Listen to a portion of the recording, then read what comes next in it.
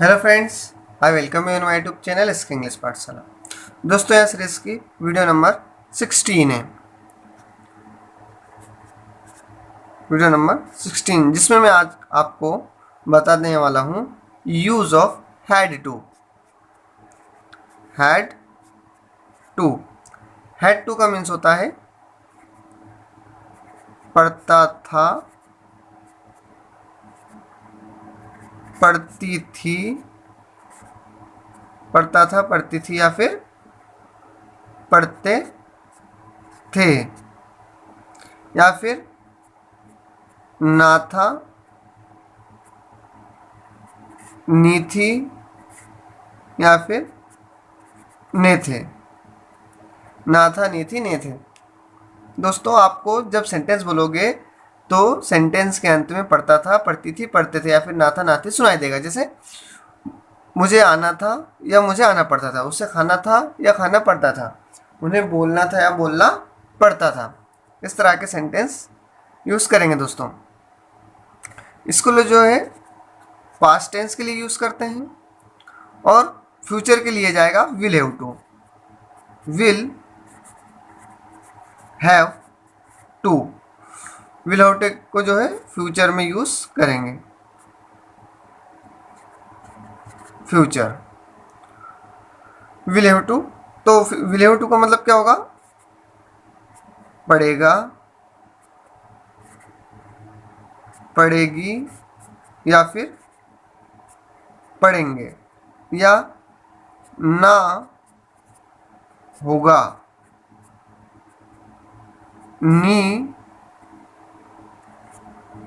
होगी या फिर ने होंगे, ने होंगे। जैसे उन्हें आना पड़ेगा या उन्हें आना होगा, उन्हें सब्जी बेचनी पड़ेगी या सब्जी बेचना होगा।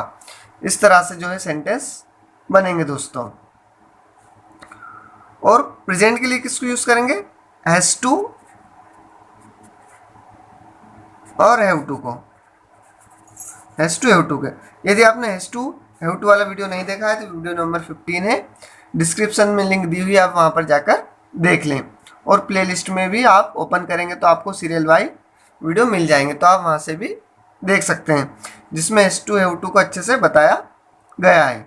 दोस्तों, जब हैड टू के नेगेटिव के सेंटेंस बनाएंगे तो जो पास्ट इंडिफिनिट में हेल्पिंग वर्ब लगती है डिड, उसका उपयोग करेंगे, क्योंकि यह नियम जो है पास्ट इंडिफिनिट के अंतर्गत आता है। जिस तरह से मैंने बताया है हैज टू हैव टू में भी जो है जब अपन नेगेटिव या इंट्रोगेटिव सेंटेंस बनाएंगे तो डू और डस का उपयोग करते हैं। जिस तरह से प्रेजेंट इंडिफिनिट का फॉर्मूला होता है उस फॉर्मूले से बनाएंगे। तो ये जो है हैज टू हैव टू जो है किससे संबंधित है? प्रेजेंट इंडिफिनिट और पास्ट इंडिफिनिट से। और फ्यूचर के लिए विल लगाते हैं जो ऑलरेडी आ गया है दोस्तों। तो जब भी अपन अफर्मेटिव या नेगेटिव सेंटेंस बनाएंगे तो डिड हेल्पिंग वर्ब का यूज करेंगे और प्रेजेंट में डू डज का उपयोग करेंगे और फ्यूचर में विल का यूज करते हैं। जब अपन हेल्पिंग वर्ब डिड का उपयोग करेंगे तो जो अपना हैड है, हैड को हैव में परिवर्तित कर देंगे, क्योंकि पास्ट इंडिफिनिट के सिंपल सेंटेंस में वर्ब की सेकंड फॉर्म होती है, और जब वर्ब की सेकंड फॉर्म आ जाती है डिड तो वर्ब की फर्स्ट फॉर्म को वापस कर देते हैं। तो हैड को जो है आपको हैव में बदलना है। कब? जब आप नेगेटिव सेंटेंस बनाओगे तब, नेगेटिव या फिर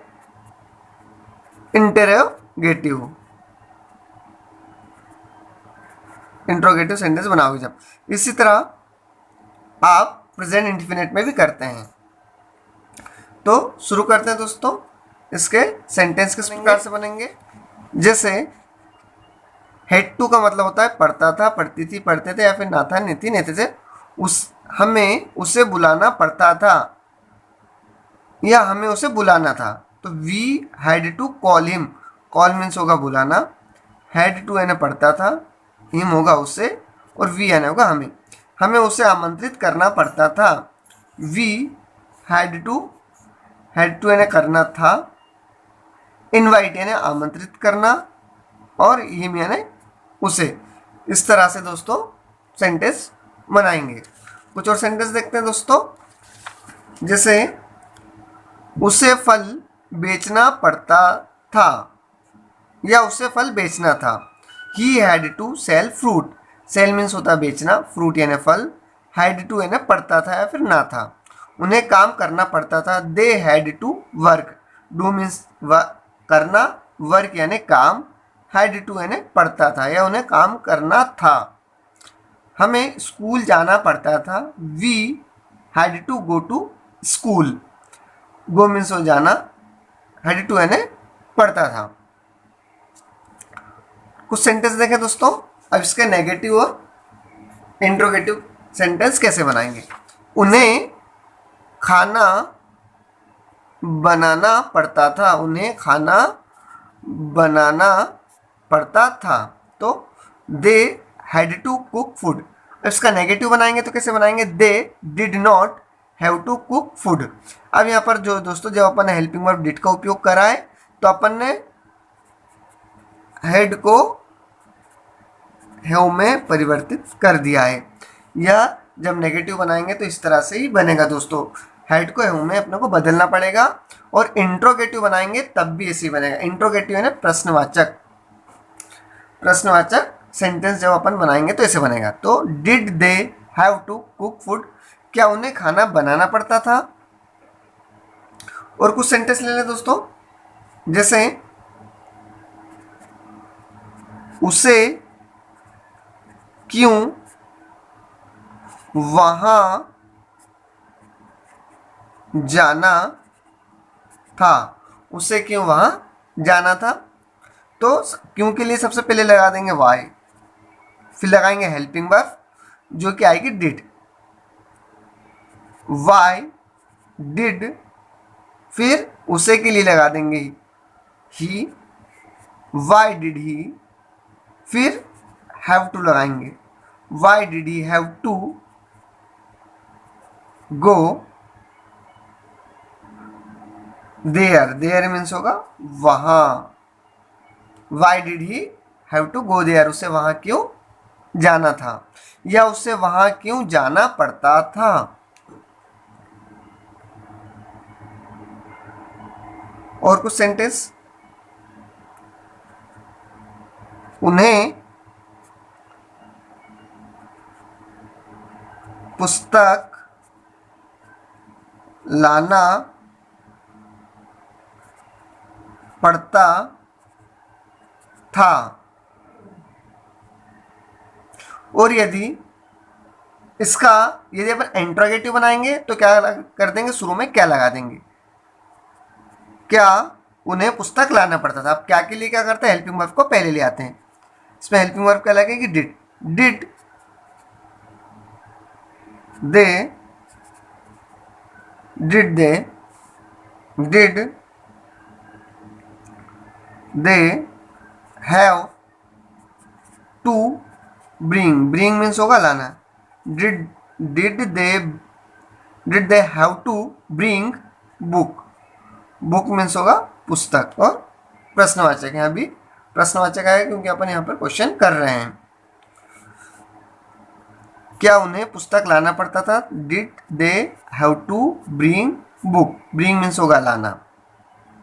इस तरह से इसके इंट्रोगेटिव सेंटेंस बनेंगे। यहाँ पास्ट इंडिफिनिट के अंतर्गत नियम आता है, इसलिए जो है अपन हेल्पिंग वर्ब डिड का उपयोग कर रहे हैं।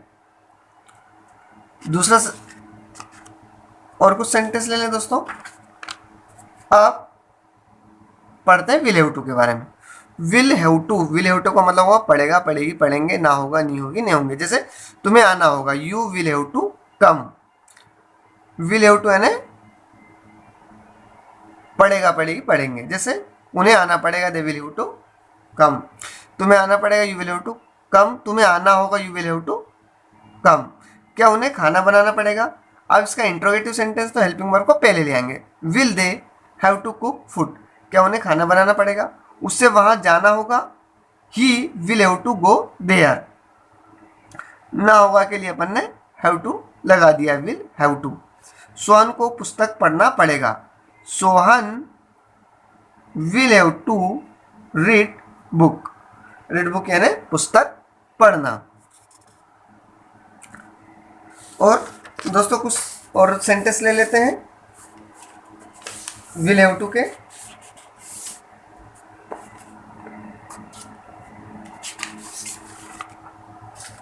जैसे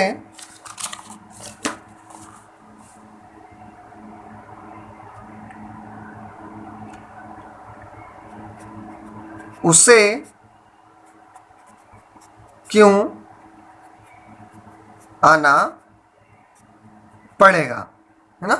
क्यों को पहले लिख देंगे, क्यों यानी होगा वाई, फिर हेल्पिंग वर्ब विल का उपयोग करेंगे। वाई विल उसे के लिए ही लगा देंगे। Why will he have to come, उसे क्यों आना पड़ेगा। Why will he have to come, उसे क्यों आना पड़ेगा।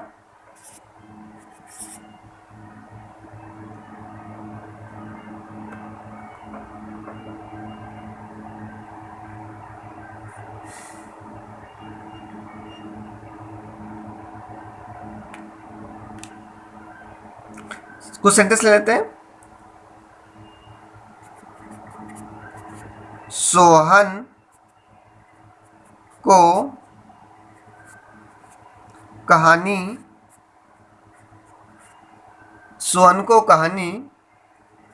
लिखना पड़ेगा। सोहन को कहानी लिखना पड़ेगा।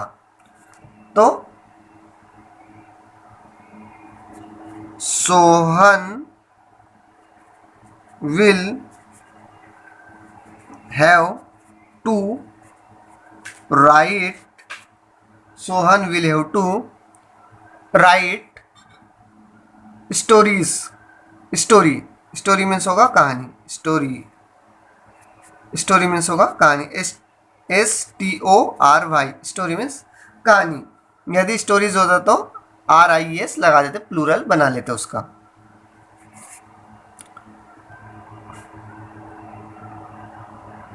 उसे